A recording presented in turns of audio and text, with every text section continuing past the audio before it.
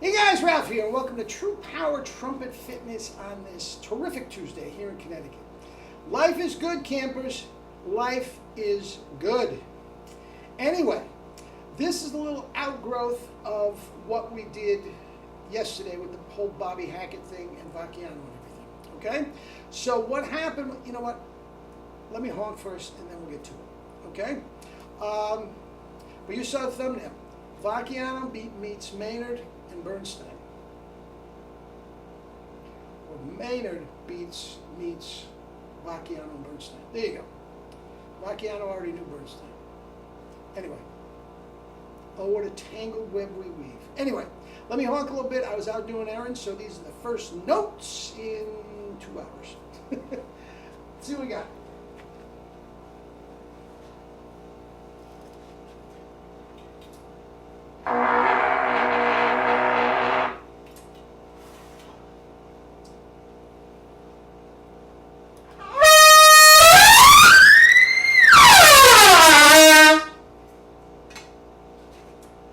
F's with E's.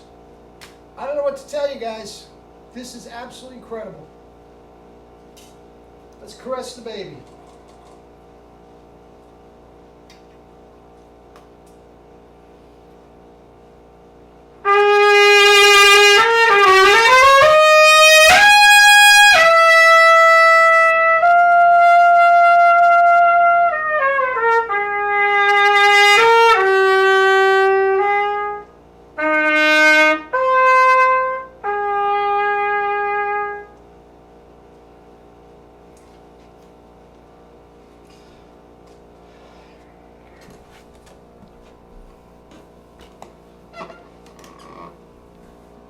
Anyway,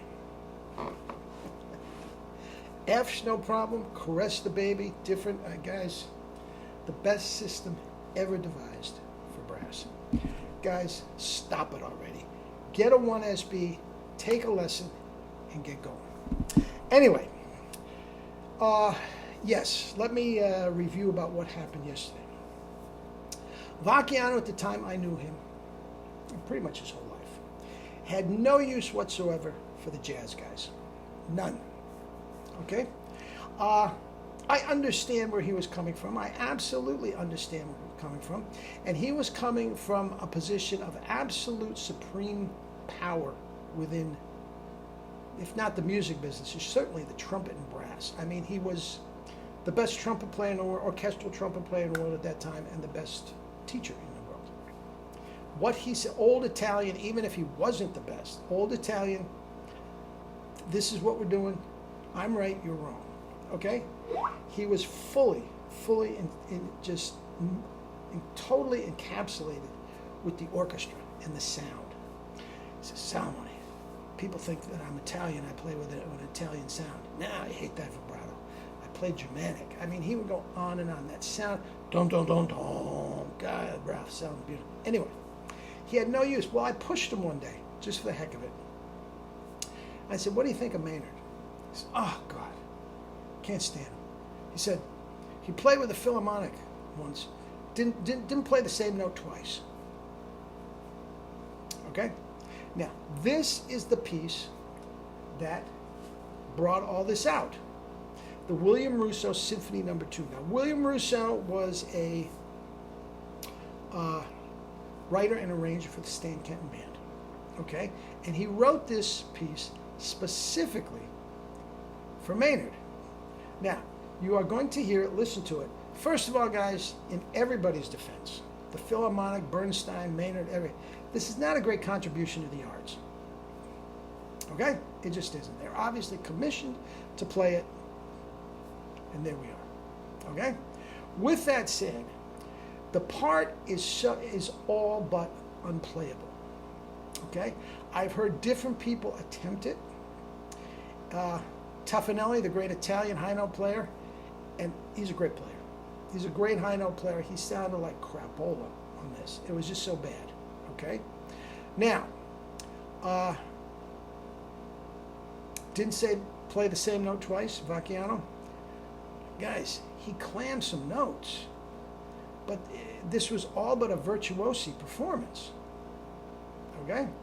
Now, when all I'm talking about is chops, when we're building chops, I don't sweat clams. I really don't. That is the artistry that you have to get through hours of practice to be able to play these great pieces and not clam. At this point in my life, I have great chops, but I clam. If I had the Brandenburg today, people would throw tomatoes and want the money back. Although I could play all the high A's. See what I'm saying? Anyway, with that said, I don't sweat the clams like a lot of people do. Okay, there are some clams. There's no question about it.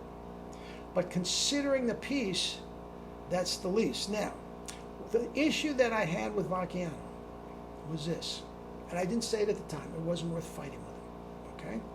But the only reason they brought Maynard in, pal, is because you couldn't play it. Now, I mean, that's a fact. Yes, it was written for Maynard, and maybe Russo wanted Maynard, but if VACCHIANO, he had such power in that days, if he wanted any part of playing that piece, he could have blocked Maynard from coming. He says, come on, try it. So to knock him over that, guys, I got a problem with that. Now, there's one spot, I mean, again, listen to the whole thing. It's about 4 minutes. But one spot is just so, it just jumps out at me. It's at just about 40 seconds. Now, it starts off, sorry, jump cut, glitch. Anyway, it starts off with Maynard all by himself in an opening salvo. Then the orchestra comes in with all this dissonance, and it's it's not Mahler, right? Anyway, at about the 40-second mark, the entire trumpet section comes in. And they play a little ditty with the rest of the brass section, and then Maynard comes back in. Now, guys, you listen to the tone and power. This was not doctored up in the studio. This was not, Maynard didn't have his own mic. He was sitting in the back right next to VACCHIANO. You listen to the way Maynard's tone and power covered the entire brass section of the New York Philharmonic, which was VACCHIANO, John Mayer. I mean, that was one of the greatest trumpet sections ever. Covers them. And not only covers them, just covers the entire orchestra. I'm sorry, guys. I find that mesmerizing. A great contribution to the arts, no.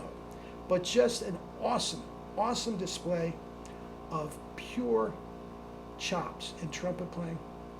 To me, brilliant. All right? Check it out. Give me your comments and criticisms down below. I'd be really interested in what you think. Okay, guys. Love you all. Talk again.